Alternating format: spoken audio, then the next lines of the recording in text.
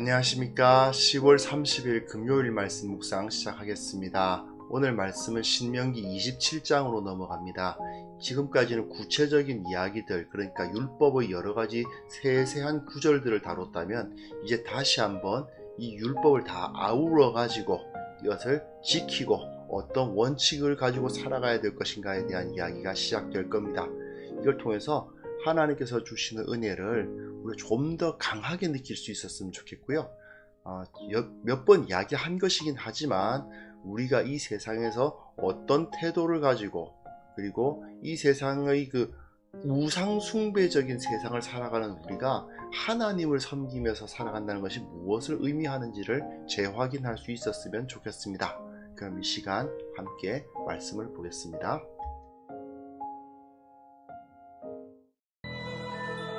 모세와 이스라엘 장로들이 백성에게 명령하여 이르되, 내가 오늘 너희에게 명령하는 이 명령을 너희는 다 지킬지니라. 너희가 요단을 건너 내 하나님 여호와께서 네게 주시는 땅에 들어가는 날에 큰 돌들을 세우고 석회를 바르라. 요단을 건넌 후에 이 율법의 모든 말씀을 그 위에 기록하라. 그리하면 네 하나님 여호와께서 네게 주시는 땅, 곧 젖과 꿀이 흐르는 땅에 네가 들어가기를 네 조상들의 하나님 여호와께서 네게 말씀하신 대로 하리라. 너희가 요단을 건너거든 내가 오늘 너희에게 명령하는 이 돌들을 에발산에 세우고 그 위에 석회를 바를 것이며, 또 거기서 네 하나님 여호와를 위하여 제단, 곧 돌단을 쌓되 그것에 쇠 연장을 대지 말지니라. 너는 다듬지 않은 돌로 내 하나님 여호와의 제단을 쌓고 그 위에 내 하나님 여호와께 번제를 드릴 것이며, 또 화목제를 드리고 거기에서 먹으며 내 하나님 여호와 앞에서 즐거워하라. 너는 이 율법의 모든 말씀을 그 돌들 위에 분명하고 정확하게 기록할지니라. 모세와 레위 제사장들이 온 이스라엘에게 말하여 이르되, 이스라엘아, 잠잠하여 들으라. 오늘 내가 내 하나님 여호와의 백성이 되었으며, 그런즉 내 하나님 여호와의 말씀을 청종하여 내가 오늘 내게 명령하는 그 명령과 규례를 행할지니라. 네, 지금까지 우리가 신명기를 다뤄왔는데요. 신명기 다시 한번 개관해 보실 수 있었으면 좋겠습니다. 결국 신명기는 율법이에요. 율법의 결론이고, 율법 하면은 유대인들이 가장 먼저 떠오르는 책이 신명기입니다. 그런데 앞에서 이 신명기에 다루고 있는 이 율법을 설명하기 위해서 먼저는 역사를 회고했죠. 1장부터 4장까지가 결국은 역사, 이스라엘이 지금까지 애굽에서 나와서 어떤 일이 있었던가를 전부 회고를 합니다. 과거를 회고하고요. 그 다음에 5장부터 11장까지 이에삐에 해당되는 부분이죠. 율법은 이런 중심 사상을 가지고 있어, 이런 원칙에 의해서 율법이 주어진 것이야 라고 가르치고 있는 부분이고요. 그 다음에 12장부터 26장까지 상당히 오랫동안 우리가 이 부분을 다루었습니다만은 구체적인 자그마한 규정들, 아주 세세한 규정들 하나하나 다루고 가면서 이렇게 해야 한다라고 가르치는 부분이 이제 어제 끝났습니다. 이제 언약을 갱신하는 이야기가 이제 나옵니다. 결론부로 다다르고 있습니다. 사실은 이 27장부터 이제 다음 결론에 해당되는 30장까지 계속해서 복과 저주, 이렇게 하면 복을 받고 이렇게 하면 저주를 받는다. 그런데 뻔해요. 하나님의 말씀대로 살면 복을 받고 하나님의 말씀을 따르지 않으면 저주를 받는다. 이 이야기가 계속 반복해서 나올 겁니다. 어느 정도 좀 너무 반복이 심한 거 아닌가 싶은 생각이 들기도 하는데, 이 당시엔 신명기가 글로 쓰여지긴 했지만 사람들이 모두 다 성경을 갖고 있었던 것은 아니라는 것을 기억해야 됩니다. 반복하는 이유는 두 가지 이유가 있죠. 히브리식의 표현이기 때문에. 그런데 히브리어에서는 이 두 번씩 반복하는 것이 증언, 2가 증인의 숫자니까요. 두 번씩 반드시 반복해서 하나님의 증거로 삼는 경향이 있고, 또 한 가지는 반복을 많이 하면 그게 거기에서 이제 운율이 생깁니다. 운율이 생긴다는 말은 뭐냐면 사람들이 그것을 기억하기가 좋아져요. 마치 노래 부르듯이 시를 읊듯이 이 율법을 기억하도록 하는 거거든요. 그래서 그런 의도를 가지고 이렇게 계속해서 반복해서 이야기를 하고 있고요. 그리고 이제 언약 갱신이 일어납니다. 언약 갱신이란 말이 뭐냐? 새롭게 한다는 뜻이잖아요. 갱신한다는 말은 원래 이스라엘이 시내산에서 하나님과 언약을 맺었지 않습니까? 시내산에서 하나님과 언약을 맺었으니까 언약 백성이 된 겁니다. 그러나 그 언약을 맺었던 사람들 중 대부분은 다 광야에서 죽었죠. 이제 출애굽 1세대가 아니고 이 신명기를 받는 사람들은 출애굽 2세대입니다. 출애굽 2세대의 사람들은 그 시내산 언약이 맺어질 때 20살 이하였거나 아예 태어나지도 않았던 사람들이죠. 이제 이 사람들이 이것이 우리 선배들의 언약일 뿐만 아니라 우리들의 언약이다라고 받아들이는 그 갱신이 이루어지고 있는 부분인 겁니다. 그래서 그 27장, 28장 부분은요, 에발산과 그리심산에서 뭘 해야 될 것인가가 27장에 나오고요. 그리고 28장에는 쭉 길게 무엇은 축복, 저주, 축복과 저주에 대한 선언이 반복되어 있어요. 자, 27장 보시면요, 이게 참 재미있습니다. 1절 보십시오. 모세와 이스라엘 장로들이 백성에게 명령하여 이르되, 지금까지는 모세가 백성에게 이뤘습니다. 근데 갑자기 모세와 이스라엘 장로들이라는 표현을 써요. 거기 이스라엘 장로들이 포함됩니다. 왜 이런 일이 벌어질까요?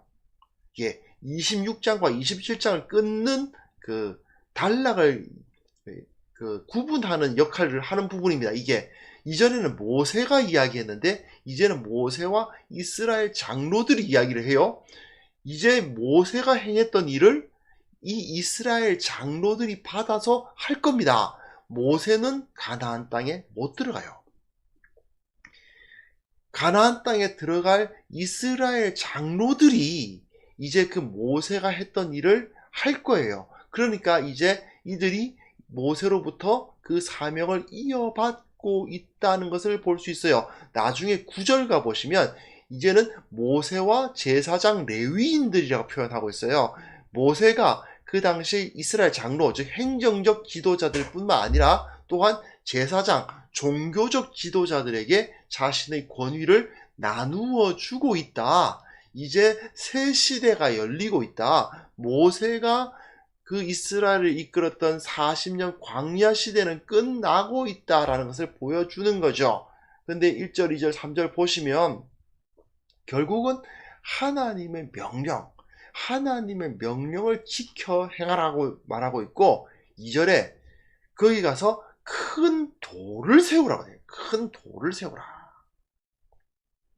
그래서 3절에 보시면 요단을 건넌 후에 율법의 모든 말씀을 큰 돌을 세운 다음에 그 위에 기록하라. 나중에 어디에 세울 것이고 어떤 식으로 세울 것인가가 또 반복해서 나오는데, 여하튼 요단을 건너면 그곳에다가 돌을 크게 세워서 거기에다가 하나님의 말씀, 율법을 기록하라고 여기에 명령을 하고 있습니다. 그런데 이게 무슨 의미냐 하면요, 우리는 전쟁을 잘 모릅니다만은 실제로 예를 들어서 전쟁이 일어났다. 현대전에서 어떤 일이 벌어질까요? 어떤 어떤 나라가 지배하고 있던 땅을 다른 싸우던 나라가 쳐들어가서 그 땅을 지배하게 되었습니다. 그럼 뭐부터 바꾸는지 아십니까? 깃발부터 바꿉니다. 깃발. 그렇죠? 다른 적국의 깃발을 내려버리고 점령자의 깃발을 거기다 세우지 않습니까? 사실은 이거는 그 당시에 전쟁을 하면 그 땅을 차지한 다음에 그 땅에다가 당시 사람들이 자기들의 신전을 세웁니다.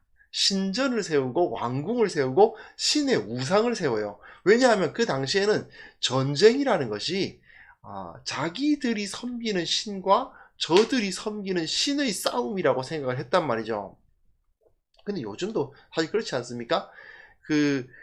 요즘은 사람들이 그 깃발을 중심으로 우리 깃발 아래 모여라 뭐 이런 게 있잖아요. 그 깃발, 자기네들의 깃발을 내세우고 그 깃발 아래서 싸우고 그러면서 자기들의 승리라고 말하지만 그 깃발의 승리라고 하죠. 왜 요즘 정치적으로 좀 보수적인 분들을 이 공싸움할 때 구태정치와 저들은 구태정치고 우리는 민주세력이다 뭐 이라든지 저들은 이제 산업화 세력이고 우리는 정부화 세력이다 뭐 이렇게 이야기를 하잖아요. 그 이름 붙이는 게 깃발이거든요. 그러면서 뭐라고 말합니까? 사실은 자기가 이겼는데 민주주의의 승리다 이렇게 말하잖아요. 그죠? 나의 승리가 아니고 사실 나의 뜻이 관철돼 가지고 이긴 건데 이것은 민주주의의 승리며 대한민국 국민의 승리입니다. 이런 식으로 깃발을 제시를 합니다. 그런 것과 비슷해요. 이 당시로서는 전쟁이 일어나고 싸움에서 승리하면 거기에 자기네들이 신전을 이렇게 세우고 상대방의 신전은 무너뜨려 버리거나 또는 자기들이 섬기는 신 밑에 무릎 꿇게 만들어 버리거나 그런 식으로 했던 거죠. 그런데 하나님께서는 이제 가나안 땅에 들어가면 신전을 세우는 게 아니고 큰 돌을 세우라고 되어 있습니다. 깃발 세우고 깃발을 나부끼게 하는 게 아니라 돌멩이를 하나 세우라고 되어 있습니다. 이거 굉장히 재미있습니다. 다른 나라에서는 당연히 자기네들의 신의 우상이나 신전을 세우게 되어 있는데도 불구하고 여기서는 하나님은 돌멩이 세우라고 되어 있습니다. 그리고 어떻게 다시 한번 이야기를 해요. 어떻게 해야 될 것이냐 하는 것을 말하는데 요단을 건너가거든 그곳에 이 돌들을 에발산이라는 곳에다가 세우라고 되어 있습니다. 그리고 거기에 석회를 바르고 이제 그냥 자연석에다가 글을 쓰기가 애매하니까 석회를 바른 다음에 그 위에다가 글씨를 쓰는데 하나님의 말씀을 즉 율법을 쓰라고 되어 있습니다. 근데 재미있는 것은 거기다 또한 제단을 쌓으라고 되어 있는데 돌단을 쌓는데요. 쇠 연장을 대면 안 됩니다. 이게 굉장히 재밌습니다. 돌을 깎으면 안 돼요. 자연석, 다듬지 않은 돌을 가지고 제단을 쌓아야 됩니다. 이게 한번 생각을 해보십시오. 돌을 가지고 모아가지고 제단을 쌓는데 단을 쌓을 때 자연석만으로 쌓으면 당연히 삐뚤빼뚤하고 안 이쁩니다. 그렇죠? 굉장히 초라해 보이고 소박해 보일 수밖에 없습니다. 그런데 하나님께서는 절대로 그 돌을 다듬지 말라고 하시죠. 왜 그러시겠어요? 우상숭배. 그 제단 자체가 또한 우상이 될 수 있기 때문에 그것에다가 다듬지 말고 이건 어디까지나 하나님을 예배하기 위해서 임시로 사용해 놓은 돌무더기일 뿐 이 돌무더기가 하나님을 상징한다거나 이것을 섬김으로써 하나님을 섬길 수 있다는 식으로 가르치지 않는 거죠. 이건 굉장히 중요합니다. 하나님을 섬기기 위해서 멋지게 대릭석으로 화강암을 정확하게 각 딱 맞춰서 깎아서 쌓아라가 아닌 거예요. 아무 돌이나 대충 쌓아가지고 거기서 제물을 바쳐라. 거기서 제물을 드리고 거기서 뭐라고요? 먹어라. 네 하나님 여호와 앞에서 즐거워해라. 하나님께서 원하시는 것은 이거인 거예요. 하나님께서는 어디까지나 어떤 거대한 신전이나 하나님을 상징할 만한 어떤 아름다운 건물이나 우상이나 이런 것을 전혀 원하지 않으시고 원하시는 것은 오로지 자기 백성이 하나님을 기억하고 그리고 함께 하나님 앞에서 즐거워하는 거예요. 그게 하나님께서 원하시는 것이다 라는 것을 보여줍니다. 이것을 어디서 하라고요? 에발산이라는 곳에서 하라는 겁니다. 에발산은 이스라엘의 그 중부 지역에 있는 산인데요. 자, 이게 이제 에발산의 사진입니다. 이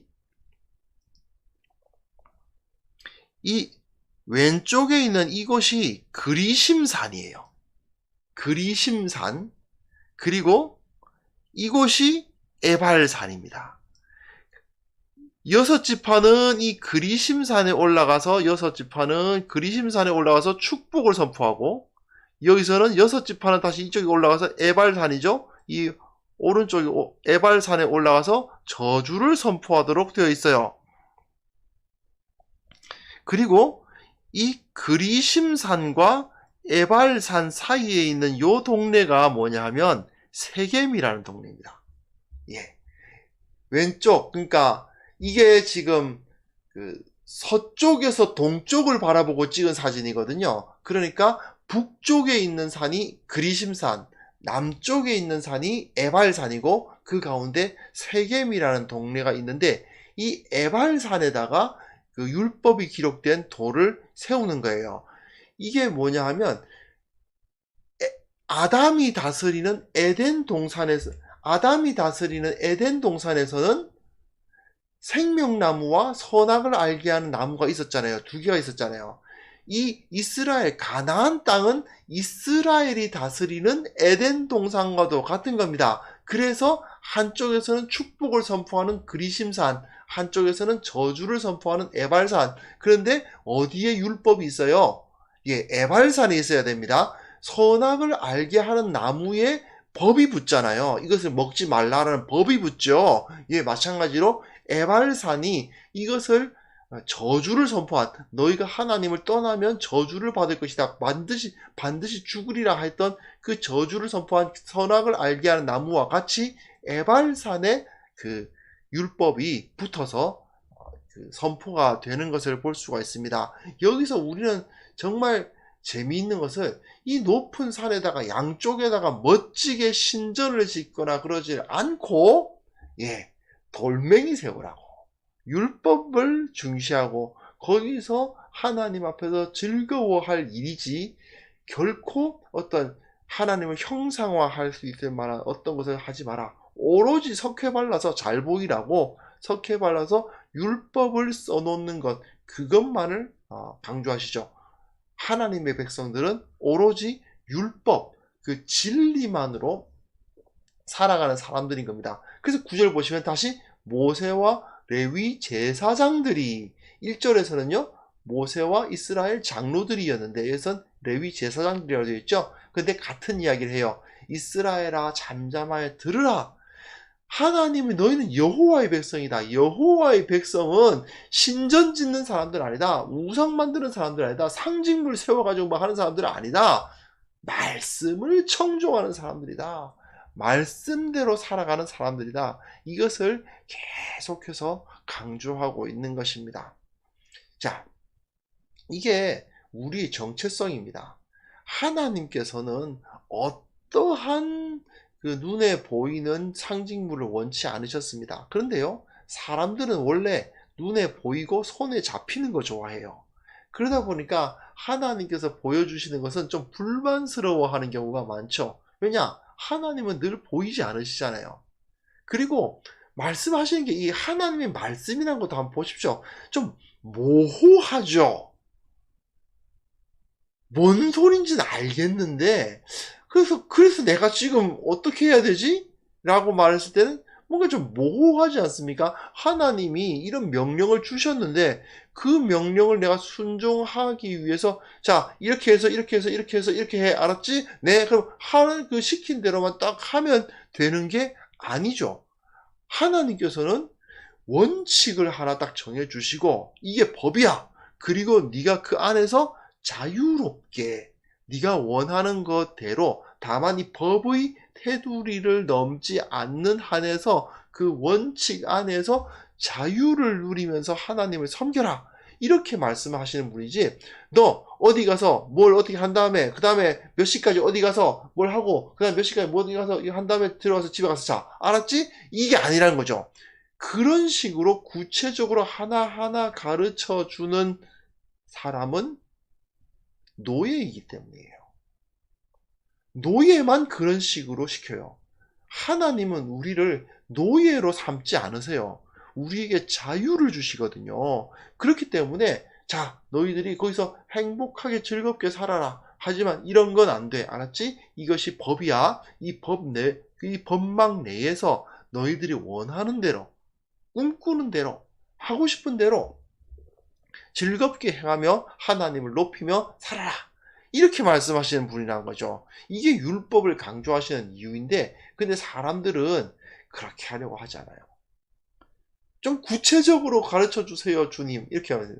가끔 젊은이 사역들을 해보면 그런 일이 있거든요. 하나님께서 자에게 비전을 보여주시지 않는데요. 비전을 보여주시지 않는다고?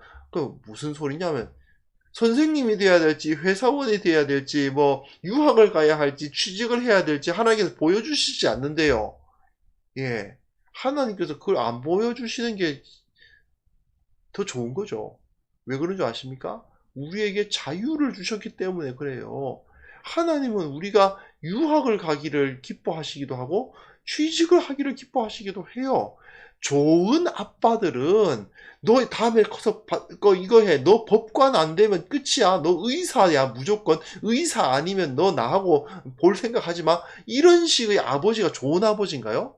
아니잖아요. 좋은 아버지는 나는 네 꿈을 응원한단다. 네가 원하는 것이 무엇인지 네가 열심히 하고 실패해도 다시 일어날 수 있고 이런 짓만 하지 마. 너 정말 나쁜 사람들, 하나님 섬기지 않는 사람들로서 살지 말고 그 가운데서 네가 원하는 대로 열심히 한번 살아봐.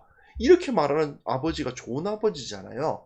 하나님이 그런 좋은 아버지세요. 그런데 사람들은 하나님에게 이렇게 요구하는 거예요. 하나님, 그래서 나 내일 뭐 하라고요? 뭐 공부하죠? 어느 직장에 제가 지원을 할까요? 몇 시에 일어날까요? 뭐 먹을까요?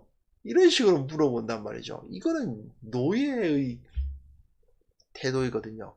우리는 그렇게 살아갈 수 있도록 되지 않았습니다. 하나님께서 율법을 제시하시고 그 율법을 청종하라고 말씀하시는 이유는 이렇게 오히려 우리를 자유롭게 하시고 그리고 그것에 딱 정해진 어떤 그 신전을 만들어 가서 그 앞에서 절하라고 하지 아니하시는 것은 그 상징물에 의해서 자유가 박탈당하고 억압되는 일이 없도록 하시기 위함이잖아요.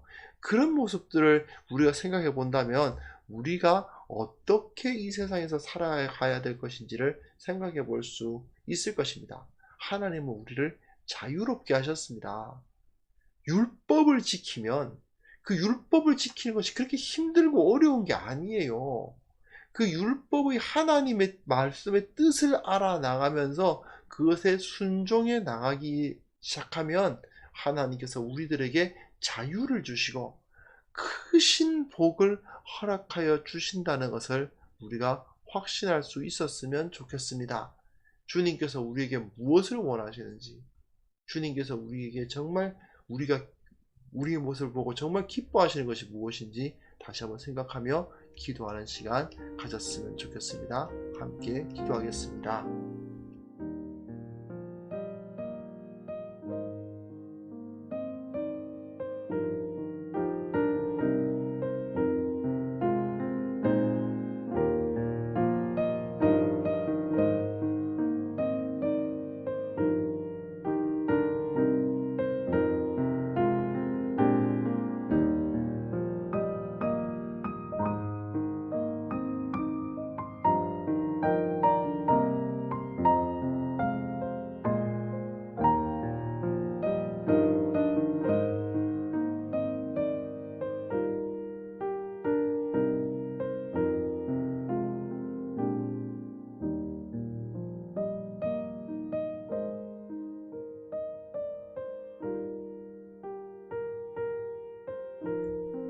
하나님 아버지, 우리가 우상을 숭배하는 자들처럼 마치 죄의 종된 자들처럼 눈에 보이고 손에 잡히는 것만 추구하며 살아오진 않았는지 다시 한번 점검해보게 하여 주옵소서.